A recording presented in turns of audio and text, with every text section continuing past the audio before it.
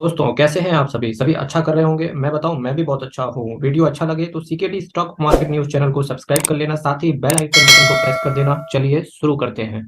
मेरे मित्रों, आज फाइनल फाइनल मुकाबला है पीजीआई इंडिया का मोतीलाल ओसवाल मिड कैप से। ये मोतीलाल ओसवाल बहुत कम लोगों को पता होगा, बहुत कम लोगों को पता होगा, पर ये भी एक मिड कैप कैटेगरी का है। तो आज मैं पीजीआई इंडिया का मुकाबला करने वाला हूं Motilal Oswal mid cap mutual fund से। तो देखते हैं कौन निकल के आएगा, किसको विनर का अवार्ड दिया जाएगा, किसके हाथ में खिताब जाएगा कि मिड कैप कैटेगरी में इस भारत देश के अंदर सबसे ज्यादा रिटर्न, सबसे अच्छा विश्वास किस म्यूचुअल फंड ने बनाया है। आज उसका मैं इन डेप्थ एनालिसिस आपके सामने करवाने वाला हूं। मेरे मित्रों, each and every mutual fund का इन डेप्थ एनालिसिस ऑलरेडी पड़े हुए हैं, मेरे सारे म्यूचुअल फंड के इन डेप्थ एनालिसिस पड़े हुए हैं, आप जाके चेक कर सकते हैं। फिर भी आपकी कोई समस्या हो, कोई भी आपको म्यूचुअल फंड आप अपने हाथ में लिए हुए हैं, अगर उसका इन डेप्थ एनालिसिस आपको नहीं मिल रहा है तो डेफिनेटली आप कमेंट कर दें, मैं लेके आ जाऊंगा आपकी समस्या को। PGI India mid cap duration के चार टाइप के लोग होते हैं इस धरती पे। इस धरती पे चार टाइप के लोग होते होंगे कि नंबर एक कैटेगरी, जो म्यूचुअल फंड जितना ज्यादा पुराना होगा मैं उस म्यूचुअल फंड को सेलेक्ट करूंगा। नंबर दूसरे, जिसका एक्सपेंस रेशियो कम होगा मैं उस म्यूचुअल फंड को सेलेक्ट करूंगा। तीसरे, वो टाइप के लोग जो कहेंगे जिनका कम एनएवी, जिस म्यूचुअल फंड का कम एनएवी होगा मैं उसको सेलेक्ट करूंगा, क्योंकि हमको कहीं ना कहीं यूनिट का अलॉटमेंट ज्यादा कर दिया जाएगा। चौथे, वो लोग जो म्यूचुअल फंड सबसे ज्यादा रिटर्न प्रोवाइड करेगा, मैं उस म्यूचुअल फंड को सीना ठोक के कह सकता हूं कि मैं उस म्यूचुअल फंड को सेलेक्ट करूंगा जिसको सबसे ज्यादा म्यूचुअल फंड ने, जिसने सबसे ज्यादा रिटर्न दिया हो। ठीक है। पीजीआई इंडिया की बात करूंगा तो ड्यूरेशन के हिसाब से अगर मैं बात करूं तो यहां पीजीआई इंडिया विनर निकलता है, क्योंकि इस म्यूचुअल फंड को 10 साल हो चुके हैं। मोतीलाल ओसवाल को केवल अभी तक 9 साल हुए हैं। ठीक है। तो जो लोग ड्यूरेशन के हिसाब से देखते हैं तो पीजीआई इंडिया के साथ जा सकते हैं। दूसरे दूसरे कैटेगरी के लोग जो एक्सपेंस रेशियो जिसका कम होगा मैं उस म्यूचुअल फंड के साथ जाऊंगा, तो ऐसे लोगों को सेलेक्ट करना चाहिए पीजीआई इंडिया। वापस से पीजीआई इंडिया टॉप पर निकलते हुए जाता हुआ 0.44% का एक्सपेंस रेशियो है, 0.87% का मोतीलाल ओसवाल का एक्सपेंस रेशियो है। इसका मतलब है ऑलमोस्ट आधा है एक्सपेंस रेशियो मोतीलाल ओसवाल से। तो मोतीलाल ओसवाल को अभी तक एक भी पॉइंट नहीं मिले। एनएवी के हिसाब से अगर मैं बात करूंगा तो 48 रुपए का एनएवी चल रहा है पीजीआई इंडिया का। पीजीआई इंडिया का 48 रुपए का एनएवी चल रहा है। मोतीलाल ओसवाल का एनएवी देखो केवल 56 रुपए का एनएवी है।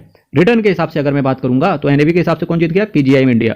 रिटर्न के हिसाब से अगर मैं बात करूं तो डेफिनेटली यहां पर मोतीलाल ओसवाल विनर निकल के आता है, क्योंकि मोतीलाल ओसवाल का जो रिटर्न है 21.29%, 21% के सीएजीआर के हिसाब से इस फंड ने रिटर्न दिया है आपको।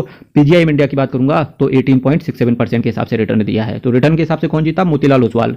पीजीआई इंडिया के पास कितने पॉइंट थे? ड्यूरेशन का पॉइंट था, एक्सपेंस रेशियो का पॉइंट निकल के आया, और तीसरा इनके पास पॉइंट था एनएवी का। 3 पॉइंट पीजीआई इंडिया का निकल के आए। और मोतीलाल ओसवाल के पास कितने पॉइंट थे? इनके पास केवल 1 पॉइंट निकल के आया, जो कि है रिटर्न। ठीक है।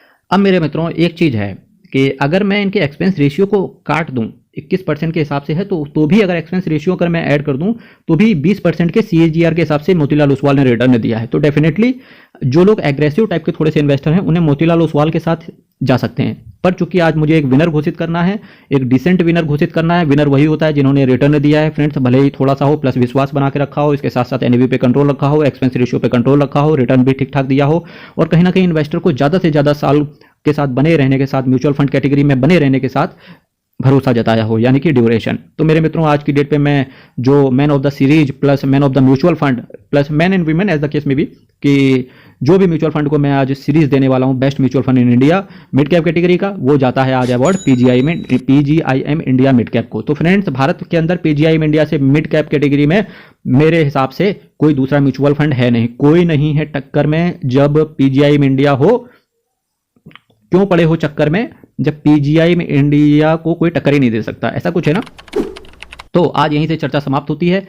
पर मेरे मित्रों ये दोनों ही म्यूचुअल फंड सेमीफाइनल तक निकल के आए हैं, यानी कि आज यहां तक निकल के आए हैं, इतनी बड़ी दूरी इन्होंने तय करी है।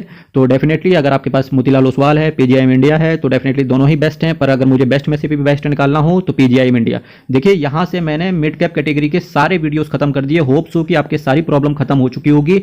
मेरे मित्रों फिर से मैं कहना चाहूंगा आपसे, बहुत बहुत सोच समझ के इन्वेस्ट करें, अपना पैसा बहुत सोच समझ के इन्वेस्ट करें। कुछ भी हो सकता है इक्विटी मार्केट के अंदर, तो इसीलिए मैं आपसे कहना चाहूंगा कि बने रहिए CKD stock market news channel के साथ। अपना प्यार इसी तरीके से बनाए रखिए। चैनल पर अगर आप नए आते हैं तो डेफिनेटली आपको चैनल सब्सक्राइब करना चाहिए। भारत माता की जय। अपने ख्याल रखिए, अपने माता पिता का ख्याल रखें। बहुत बहुत धन्यवाद।